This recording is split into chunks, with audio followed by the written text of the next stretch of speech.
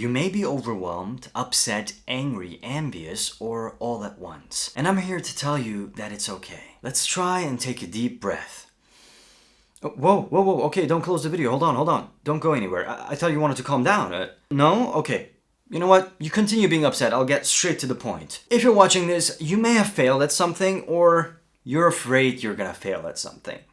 Well, I'm here to tell you that failure doesn't really exist. You can't fail no matter what you do. Think about it. You have two outcomes of any endeavor: success or failure. But failure isn't really failure.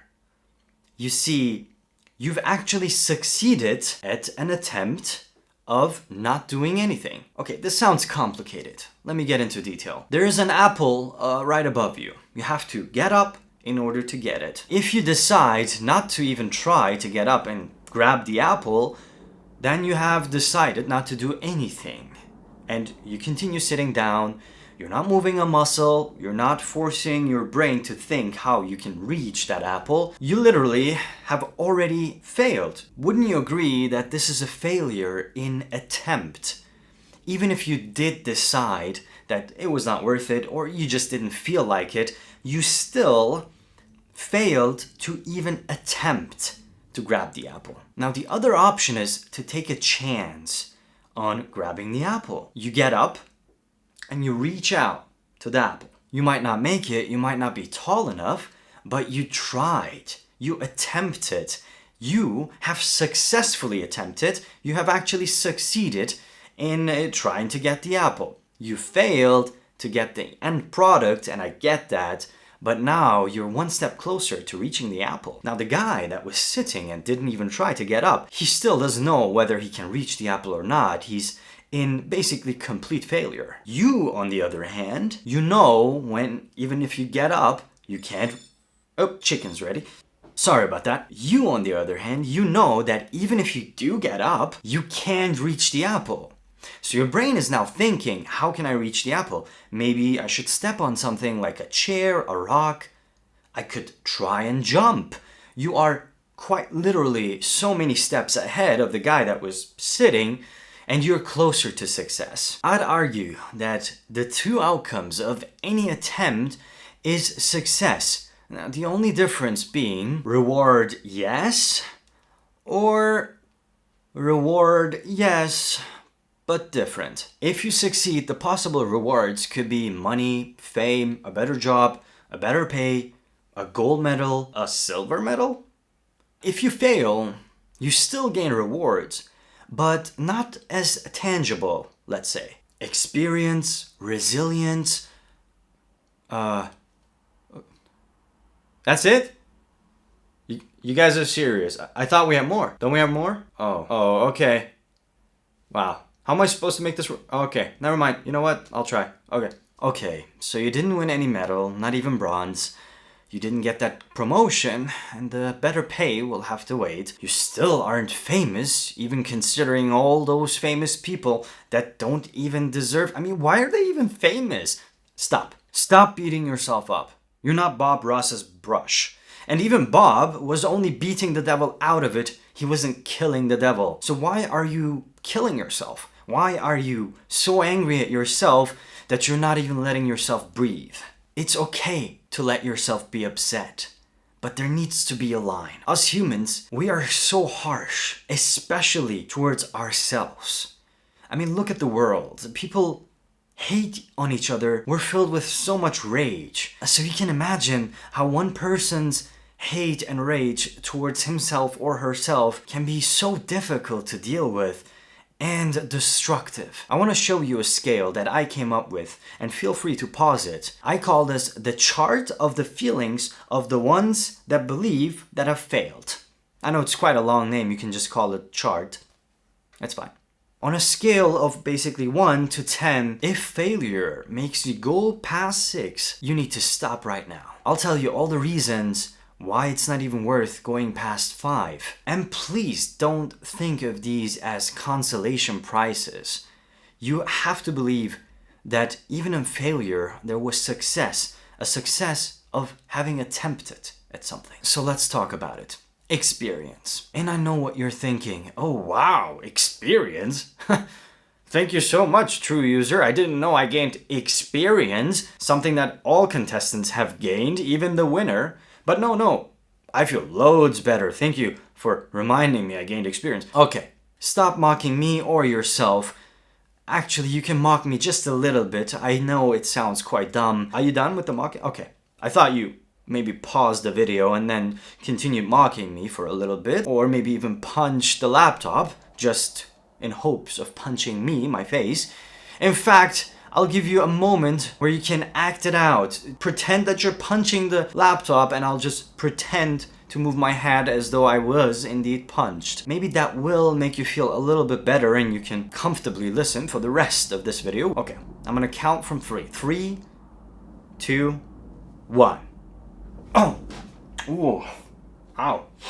Okay, I didn't expect that to hurt, but I'm sorry. I know that was some Oscar-worthy acting, and you're probably wondering why I'm not in Hollywood right now and instead making a video. Let's just continue. Yes, everybody gained experience, but you gained something more than just experience. In that experience, you gained insight, knowledge. These two combined tell you why you have failed. Now, it might not be as clear. When you look at it, you might go back and think, why did I fail? It doesn't make sense. But when you give it time, once you're back from grieving the loss or the failure, and you can reflect on what has happened, and you think about the experience you had, the knowledge and the insight will show you the improvement areas that you can take. Let's go back to the apple example. I can't reach it, and I jump, I still can't reach it. So first I try to reach it standing up. Second, I tried jumping to reach it, and I still couldn't. Both of these have given me immense insight. I know now, even if I jump, I can never reach it, which means I just have to make myself taller. And what do? I go buy heels. Or I step on a chair. You are still succeeding, you're still winning over all those people that aren't even trying. Stop. That's so corny. I failed, and that's that. I need to accept it. Well, yes, you did fail. You do need to accept it. But if you were in it only to win it, then maybe your heart was in the wrong place. And I know that's a common phrase. I'm in it to win it. But don't let that be your common phrase. You should be in it to improve yourself. You should feel good no matter what happens, no matter what the outcome is. I still gained experience. I now know what works and what doesn't work. I am 10 steps closer to getting that apple. This guy next to me, the guy A, is gonna get hungry too, and there's nothing else to eat around us. He's gonna want that apple too. Once he starts, he's gonna be much closer to being hungry, and failure is gonna be much more imminent for him because he's not gonna find the energy to really try and get the apple. I might actually build a jetpack and reach it and grab the apple, fly away and eat it, because the guy would probably come after me if I ate it next to him. There is another scenario that I know might happen, and it's quite annoying when you think about it. When I'm off to building my jetpack, the apple might just fall down due to some wind blowing, or the guy could get up and hit the tree and the apple just falls down. He tries something that I didn't think of before, and it works for him, so he wins. And I fail and I've wasted 10 hours of my life. Or he just is lucky, and the luck is something that I will speak of at the very end of this video, but I just want to mention it. I know that luck too is involved when it comes to winning or losing. Focus on improvement, the journey itself, and not the end product, not the apple. Even if I do end up trying 10 hours of my life to get that apple, and the person A is getting it because the wind blew, I still will have so much more knowledge than him. Next time I'm under a tree, I won't even try and reach it because I know something new. I know that perspective tells me that the apple is too high up, and even if I jumped, I couldn't reach it. So instead of doing step 1, step 2, step 3, I will go straight to step 4, and this time I'll make it. The guy A is still sitting under another tree. This time there's no wind blowing. Apple doesn't just fall on its own. He doesn't know what to do. Luck, once again, is involved in the situation, but This time it's more unluck than luck. So what is he gonna do? Is he gonna starve to his death? Or is he gonna start attempting and succeeding the attempt even if he fails? And the other one was resilience. This happens automatically. The more you succeed at attempts and fail at success, or fail at winning, the more resilient you start to become to the failures you receive. And instead of calling it failures, we can also call it effects of the attempts, or side effects. When you attempt something, there's always a possibility of a side effect called not succeeding. Let's go back to the chart. On your very first attempt on whatever it is you desire, you may go all the way up to 10, feeling miserable and telling yourself, I'll never try anything again. But if you can push through the feeling of negativity and pain and the idea of failure, you'll still feel like a 10, I'm not gonna lie. The feeling of 10 is quite often, especially when it comes to the things that you've been really enthusiastic about and this is your first try. To become resilient to the chart of the feelings of the ones that believe have failed, you need to go through several tries. You can't give up. Even if it feels horrible, even if you promise yourself you're never gonna try again, you need to go back and try again. After several times of attempting and succeeding but really failing, you're gonna start feeling less pain. What was once number 10 is gonna start to drastically drop. Almost immediately you could see a drop to the point 3 or maybe 4, which is you're so upset, you want to cry, but you're not gonna. Meaning you will actually become much more resilient. Your mind will change the idea of failure is inevitable to improvement is inevitable. And then every single failure moving forward will feel like a refreshing journey. Like drinking an iced tea while lying on the green grass on a cool summer afternoon.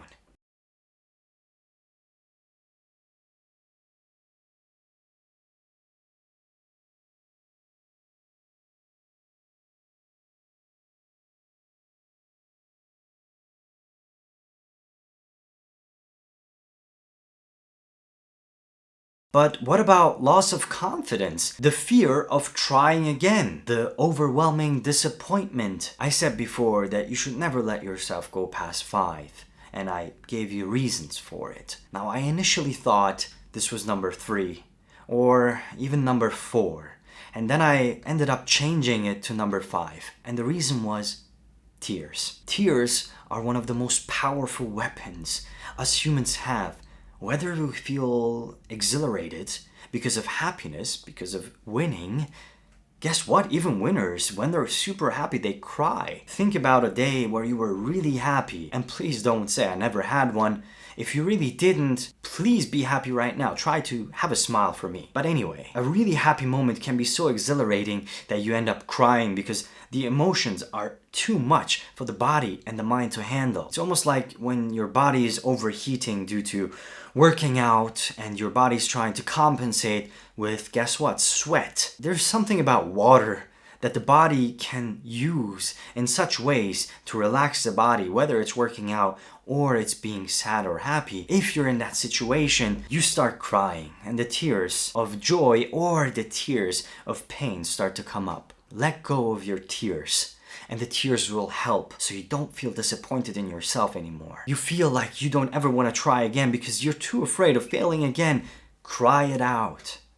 Let your tears roll down your face. You're gonna feel so much better. Loss of confidence? Your tears will bring back your confidence, believe it or not. Let yourself be free with your tears. And as long as you're not getting too overwhelmed where you think that you're having a panic attack or you can't handle it, try to be alone while crying. Let yourself think. Let your tears be just you and your tears. Because when other people around, sometimes they can interfere with our moment of relief.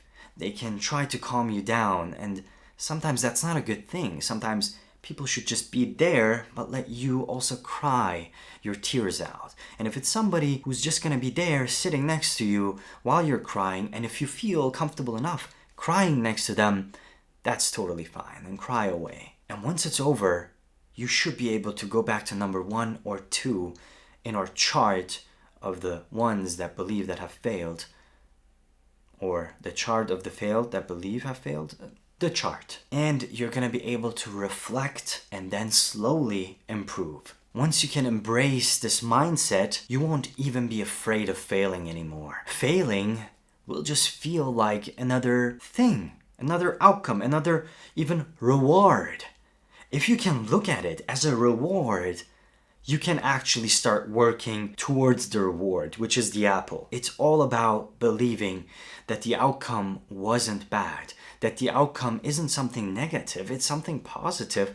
It's only a matter of perspective and how you perceive it. And then you'll literally be confident no matter what happens. Still not convinced? Okay, let's go over some examples. You asked for it. Here are some pictures of super famous people that you may or may not have heard of that have succeeded because they believed failure was only part of the journey towards success. Failure was actually attempt in success, or a successful attempt. Thomas Edison, he failed thousands of times trying to invent the electric light bulb. And then he eventually succeeded creating literally one of the most important inventions in history. He didn't give up. He continued experimenting because he knew it was eventually gonna work. The attempts were all successes. He was successful 1,000 times, but it only mattered for one time to achieve or to reap the rewards. J.K. Rowling, I know that there's a lot of controversy around her right now,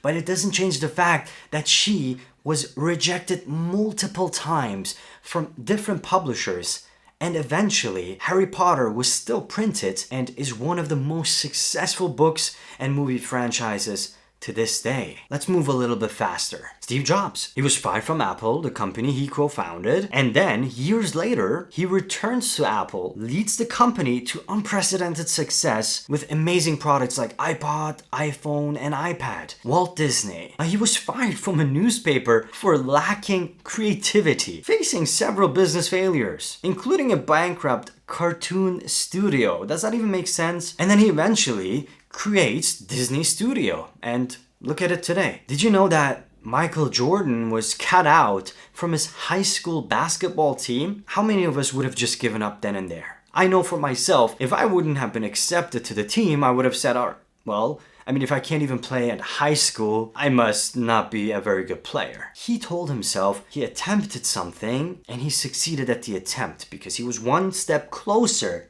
to being a good player. Ends up being one of the greatest basketball players of all time. Did you know that Albert Einstein was expelled from school because he was just lacking the academic success? Guess what? He found E is equal to mc squared, which means Stephen King's first novel, Carrie, was rejected 30 times. 30, can you imagine? If I get rejected twice or even 3 times, I call it quits. I say, that was it, that's it. I'm never gonna try anything again. No, don't do that. Don't go to step 10. Cry it out. Cry everything out. All of the disappointments. Go back and again, and again, and again, and again. Try again. On the 31st, he gets published, and now he's an amazing writer still. Here's one that I found interesting, and that you might not know about. Fred Astaire. I hope I'm pronouncing his name correct. I'm sorry if I'm not. So, an early screen test for Astaire was concluded with the assessment of can't act, can't sing, slightly bald, can dance a little. And then later, he becomes one of the greatest dancers and actors in Hollywood history. I know so many friends out there that have gone to apply to acting school and were rejected, and then ended up doing other things in life, always wondering what would have happened or how they could have prepared differently, or what would have happened if they chose another path. The path that you've chosen, if you believe in it, is the right path. It's all about the journey. It could take you 20 kilometers or 12, 13 miles, or it could take you hundreds of kilometers. Maybe you're one of those very lucky people out there and it only takes you 5 kilometers. You just have to run a 5K and you reap your rewards. But trust me, the longer the journey, the more fun it is and the more you improve yourself and the more you're gonna reap the benefits from when the day comes and you do eventually, finally succeed. Not just an attempt, but also succeed and then rewards, yes. I realize it. Yeah, luck is involved. It is. But these people that I've just mentioned to you, they all didn't just give up.